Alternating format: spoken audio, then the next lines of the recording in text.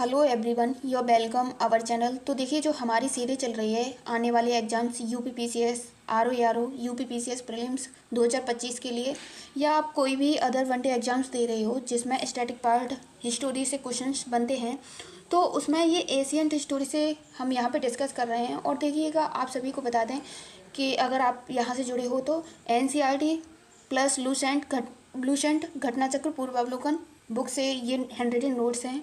जो भी fact base questions, important questions बन सकते हैं, वो सभी हमने यहाँ नोट डाउन किए हैं।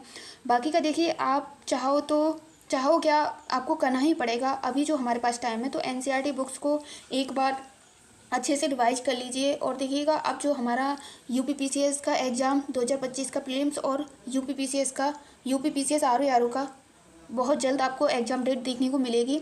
बाकी का देखिएगा, जो हमारे पास टाइम है उसमें तो कर ही रहे हैं, और मेंस का भी करते रहिए।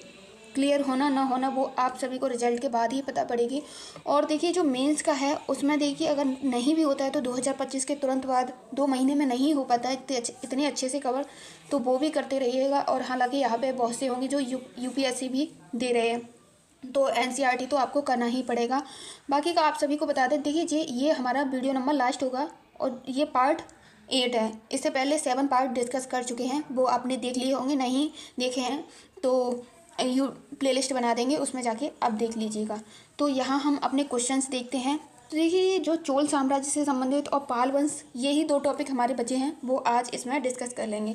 तो चोल साम्राज्य से जितने भी क्वेश्चंस बन सकते हैं वो सभी यहाँ देख लेंगे। बाकी का देखिए, आपको क्लियरिटी से समझ आ रहा होगा नोट्स देखिए कि कंटेंट वही है PYQs वाला। अगर एनालिसिस किया होगा आपने PYQs को लास्ट 6-7 ईयर्स के, तो ट्रेंड आपको सभी को पता ही है, बदल ही रहा है।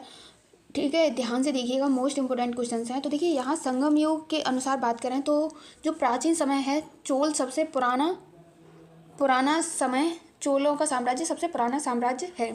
यहाँ देखिए, मेगास्थनीज ने इंडिका तथा अशोक के शिला अभिलेख से चोल साम्राज्य के बारे में जानकारी मिलती है। और इसकी बात करें तो 18वीं शताब्दी के बाद चोलों का उत्कर्ष हुआ था।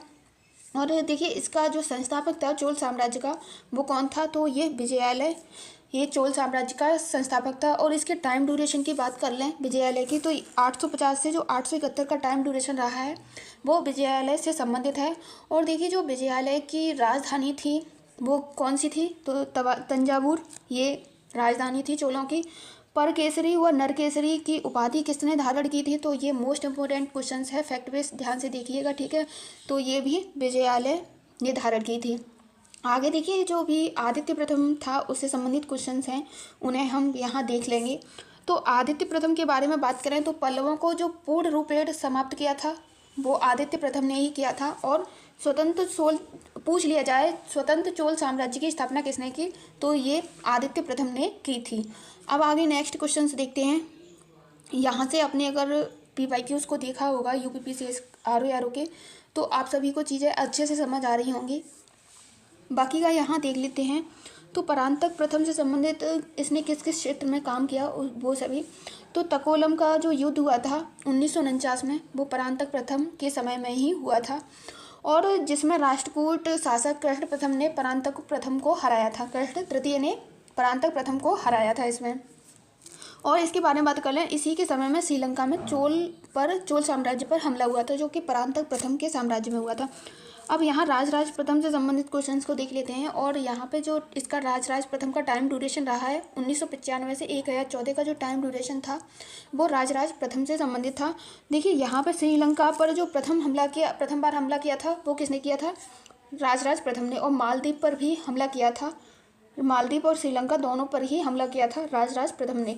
तंजौर के बारे में बात करें तो तंजौर में राजराजेश्वर शिव मंदिर का निर्माण राजराज प्रथम ने ही करवाया था। आगे अब नेक्स्ट क्वेश्चंस देख लेते हैं। तो देखिए, यहाँ क्वेश्चंस देखेंगे राजेंद्र चोल और राजेंद्र प्रथम से संबंधित क्वेश्चंस जो मोस्ट इंपॉर्टेंट हैं वही देखेंगे। तो देखिए, इसका टाइम ड्यूरेशन की बात करें तो 1014 से 1044 का जो टाइम ड्यूरेशन रहा है, राजेंद्र चोल से संबंधित है। और पाल वंश का महिपाल को हराकर गंगैकोंड चोल की उपाधि धारण की थी राजेंद्र प्रथम ने ही। चिदम्बरम के निकट नई राजधानी गंगैकोंडचोलमपुरम बनवाया इसी ने। और चोल गंगम के बारे में बात करें, नामक तालाब भी बनवाया। अगर पूछ लिया जाए चोलगंगम नामक तालाब की किसने बनवाया, तो ये राजेंद्र प्रथम ने बनवाया था। अब यहाँ पे जावा, सुमात्रा, मलय प्रायद्वीप और श्रीलंका पर जो हमला किया था वो राजेंद्र प्रथम ने ही किया था। इसने बंगाल की खाड़ी में चोल झील का भी निर्माण कराया था। Most important fact wise question है, आप अच्छे से करते रहिए। और यहाँ जो चोल साम्राज्य से संबंधित इकाइयाँ थीं उन सभी को देख लेते हैं। तो देखिए यहाँ प्रशासन की इकाई के बारे में बात करें तो प्रशासन मंडलम राज्य को कहा जाता था, वन नाडु या कोट्टम नाडु जिला को कहा गया है इसमें। अब आगे नेक्स्ट क्वेश्चन देख लेते हैं। यहाँ पे जो गांव को और कहा गया है इसमें, और गांव का जो समूह था उसे कुर्रम कहा गया है। आगे नेक्स्ट उर से संबंधित सर्वसाधारण का जो संगठन था उसे उर कहा गया है। सभा ब्राह्मणों का संगठन था। इस चोल साम्राज्य में जो सभा था ब्राह्मणों का एक संगठन था, जिसे ग्राम, इन दोनों को मिलाकर ग्राम सभा बनती थी। अब यहाँ पे सभा के बारे में बात की जाए तो सभा अपनी समितियों के माध्यम से कार्य करती थी, जिसे वरियम कहा गया है।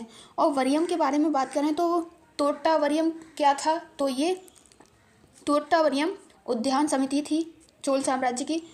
एरी वरियम के बारे में बात कर रहे हैं तो तालाब समिति थी चोल साम्राज्य की। और पौन वरियम के बारे में बात करें तो मुद्रा विनिमय की समिति थी चोल साम्राज्य की। अब यहाँ पे कुछ और इसके फैक्ट्स दिखते हैं। तो देखिए चोल श्रेणी के अधिकारी को पेरुदनम तथा निम्न श्रेणी को सिरुदनम कहा गया है, सिरुदनम कहा गया है। अब आगे नेक्स्ट देख लेते हैं। तो देखिए यहाँ चोल का जो स्थानीय प्रशासन सबसे प्रसिद्ध है, इसका साक्ष्य उत्तर मेरूर अभिलेख जो कि परांतक प्रथम से संबंधित है उससे मिलता है। चोल साम्राज्य का स्थानीय स्वशासन से संबंधित प्रसिद्ध था जो, उसके बारे में। अब आगे नेक्स्ट क्वेश्चंस देख लेते हैं। तो देखिए यहाँ पंप, पूर्ण एवं रत्न कन्नड़ साहित्य को 3 रत्न हैं। ये 3 रत्न हैं, पंप, पूर्ण, रत्न, ये 3 साहित्य हैं। त्रिरत्न बोला जाता है इसे चोल साम्राज्य में। यहाँ कम्मन के बारे में बात करें, कम्मन, ओट्टक्कम, पुंगलेदी को तमिल साहित्य का त्रिरत्न भी कहा गया है, इसे भी त्रिरत्न कहा गया। और इसे भी नटराज शिव की प्रतिमा चोल काल से ही संबंधित है, जो कि नटराज की है। यहाँ से आपने देखा होगा, ध्यान से इंपॉर्टेंट क्वेश्चन हैं, देखिएगा कई बार एग्जाम्स में यहाँ से क्वेश्चन पूछा गया है। अगर आपने PYQ उसको लगाया होगा तो अच्छे से एनालिसिस कर पा रहे होगे इस चीज़ को। तो यहाँ हम चोल साम्राज्य से सभी हमने क्वेश्चंस देख लिए। अब पाल वंश से संबंधित क्वेश्चंस को यहाँ पे हम देख लेते हैं। तो पाल वंश के बारे में बात की जाए तो ये 750 से 1160 का जो टाइम ड्यूरेशन रहा है पाल वंश से रहा है। गोपाल 750 से 770 का जो टाइम ड्यूरेशन था गोपाल से संबंधित था। पाल वंश के संस्थापक की बात की जाए तो ये कौन था, तो गोपाल। और ये किस धर्म से संबंधित है, तो बौद्ध धर्म। ओदंतीपुर बिहार शरीफ का निर्माण भी इसी ने ही कराया था। अब यहाँ धर्मपाल से संबंधित क्वेश्चंस को देख लेते हैं। आपने अगर PYQ को लगाया हो तो आपको ये बेसिक चीज़ें अच्छे से समझ आ रही होंगी। तो त्रिपक्षीय संघर्ष में भाग प्रथम शासक ने लिया, धर्मपाल जो प्रथम शासक था उसी ने लिया। कन्नौज का राजा चक्रायुद्ध था। कन्नौज व पाटलिपुत्र के दरबार में धर्मपाल को बुलाया गया। उत्तरापत स्वामी की उपाधि की बात करें तो ये धर्मपाल को ही दी गई थी, जो कि गुजरात कवि सोंडल ने दी थी। पूछ लिया जाए किसने दी थी, तो गुजरात का जो कवि था सोंडल उसने दी थी। और बौद्ध धर्म में प्रभावित होकर परम सौगात की उपाधि किसने धारण की, मोस्ट इम्पोर्टेंट है, कई बार पूछा गया है, तो ये भी धर्मपाल ने ही की थी। अब विक्रमशिला व सोमपुर बिहार की स्थापना धर्मपाल ने ही की थी। बोध गया में चतुर्मुख महादेव की मूर्ति भी धर्मपाल ने ही बनवाई थी। वहीं हरिभद्र बौद्ध धर्म से संबंधित रहा है। अब यहाँ जो देवपाल था उससे संबंधित क्वेश्चंस को देखेंगे। तो देवपाल का जो टाइम ड्यूरेशन रहा था वो 810 से 850 का जो टाइम ड्यूरेशन रहा है वो देवपाल से संबंधित है। और देखिए जो जावा व सुमात्रा का शासक से मित्रता की थी वो देवपाल ने ही की थी। तारानाथ के अनुसार यह बौद्ध धर्म का पुनर्स्थापित किया था, इसने बौद्ध धर्म को पुनर्स्थापित किया था तारानाथ कवि के अनुसार। वहीं धासरोवा बिहार अभिलेख से पता चलता है इसने इंद्रगुप्त को नालंदा महाविहार का प्रधान आचार्य नियुक्त किया था। अब आगे देवपाल का जो उत्तराधिकारी था वो कौन था, तो ये विग्रहपाल देवपाल का उत्तराधिकारी था। अब यहाँ महिपाल के बारे में ज़्यादा कुछ इंपॉर्टेंट नहीं है। देवपाल के बाद जो महिपाल प्रथम था उसका टाइम ड्यूरेशन देख लेते हैं। तो ये 988 से 38 का टाइम ड्यूरेशन था वो महिपाल प्रथम से संबंधित था। अब आगे देखिए यहाँ पे कुछ क्वेश्चंस देख लेते हैं। नयनपाल इसी साम्राज्य से संबंधित था और मोस्ट इंपोर्टेंट यहाँ से फैक्ट बेस्ड क्वेश्चंस हैं वो देख लेते हैं। तो नयनपाल के बारे में बात की जाए, इस समय का जो विक्रमशिला महाविहार का प्रथम आचार्य दीपशंकर श्री ज्ञान अतीश था। और देखिए यहाँ पे इसी के समय में शूद्रक नामक सामंत ने स्वतंत्र राज्य स्थापित किया था नयनपाल के समय में। अब आगे यहाँ रामपाल से देख लेते हैं। इसका देखिए टाइम ड्यूरेशन की बात करें तो 1077 से 1030 का जो टाइम ड्यूरेशन रहा है वो रामपाल से संबंधित है। रामावती नामक जगह पर नई राजधानी बनाई थी रामपाल ने और अपने मित्र मंथन देव की मृत्यु पर मुंगेर गंगा में अपना त्याग दिया। और यहाँ पे देखिए अंतिम शासक गोविंदपाल था, इसको गढ़वाल वंश ने हराया था। संध्या नदी ने रामचरित लिखा है, पूछ लिया जाए रामचरित की रचना किसने की है तो संध्या नदी ने लिखा है, जो कि पाल वंश से संबंधित है, जिसने रामपाल नायक। इस किताब में 13 सामंत का नाम था जो बंगाल और बिहार उड़ीसा 3 राज्यों से संबंधित थे। वहीं द्रम की बात करें तो द्रम एक सिक्का था धर्मपाल का।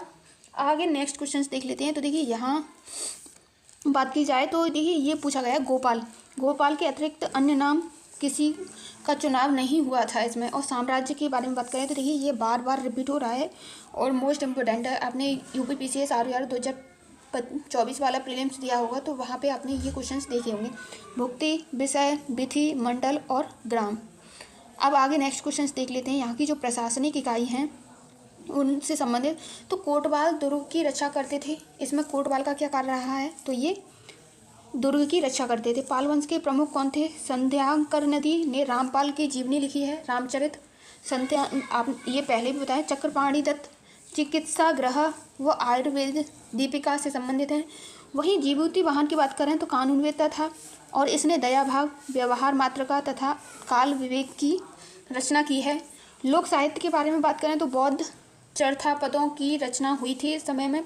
वहीं कमलशील, राहुल भद्र और दीपशंकर श्री ज्ञान अतीश बौद्ध धर्म से संबंधित रहे हैं। आगे नेक्स्ट क्वेश्चन देख लेते हैं। तो देखिए जो वज्रदत्त लोकेश्वर शतक लिखा है, पूछ लिया जाए लोकेश्वर शतक किसने लिखा है तो वज्रदत्त ने लिखा था। आगे देखिए यहाँ पे गया का जो विष्णुपद मंदिर का निर्माण किसने करवाया था, किस वंश ने तो ये पाल वंश के द्वारा करवाया गया था। धीमन और बिटपाल प्रमुख मूर्तिकार थे इस समय के पाल वंश के। अष्ट सिंह सहस्त्र प्रज्ञा पारमिता तथा पंचरक्ष पांडुलिपि हैं ये सभी। और यह वज्रयान शाखा में ज़्यादा विकास हुआ है पाल वंश का। तो देखिए जितने भी राष्ट्रकूट और पाल वंश से संबंधित क्वेश्चंस थे हमने यहाँ सभी देख लिए हैं। और ये हमारा आज लास्ट वीडियो है। आज हमारा एशियंट हिस्टोरी रिवीजन टारगेट देखिए जो करा रहे थे वो कवर हो जाएगा। अब आगे के नेक्स्ट टॉपिक नेक्स्ट वीडियो में दूसरा सब्जेक्ट लेंगे, या तो एशियंट हिस्टोरी हमारा हो गया, आधुनिक भारत का भी हो गया है, और अब जो बचा है मिडिवल हिस्ट्री उसे भी करा देंगे। तो आप सभी अच्छे से अपने आप को एक टारगेट जोन में रखिए, स्टडी करते रहिए। Thanks for watching this video.